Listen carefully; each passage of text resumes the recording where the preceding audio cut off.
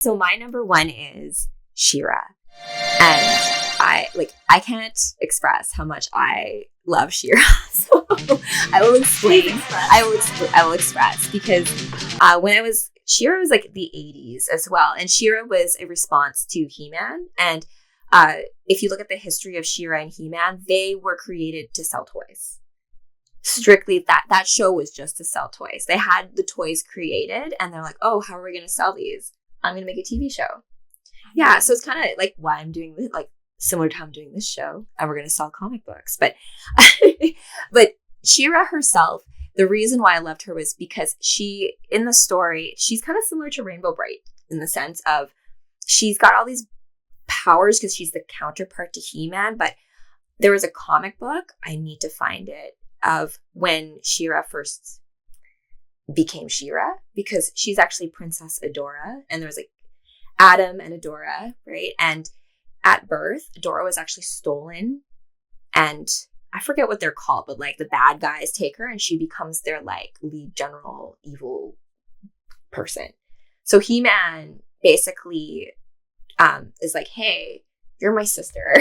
So you're a good person. And so she does go through a redemption where she works for the Horde. I forgot what their name was, but the Horde and Skeletor and all of that. Like she was part of them, like doing bad stuff, but she thought she was doing good.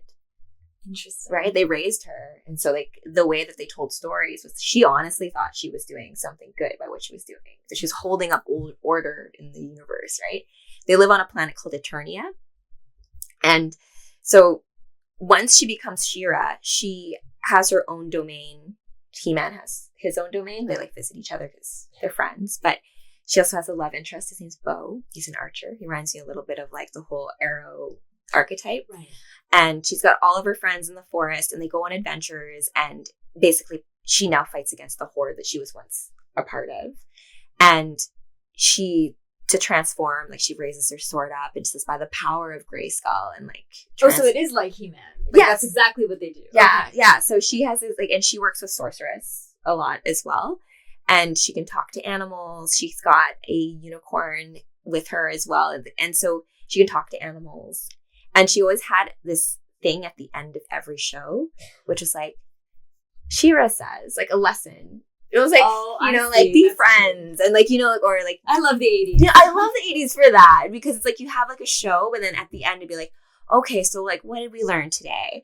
You shouldn't steal stuff from people that, are less fortunate than you or something like that, or like don't go places that you're not supposed to go when people like. So there's always like a lesson at the end of it. And I always looked at She-Ra as being like ultimately benevolent. And so as a child, as someone who kind of felt like I didn't have a big sister. My sister tells me all the time, like, I'm the best big sister, but I'm like, but I don't have a big sister. So She-Ra to me, that archetype was like my big sister. And it's kind of funny because even I did a psychedelic journey and like I had visions when I was a kid of like, like a blonde woman helping me out. And then I was telling Kevin, like, it's just me. Like, you're helping yourself. Yeah, it's like older me Yeah. now was talking to younger me. And I just didn't know that like at the time, the archetype is the same though, right? Yeah. So that's what comes through. And that is why I love She-Ra. I love that. Yeah.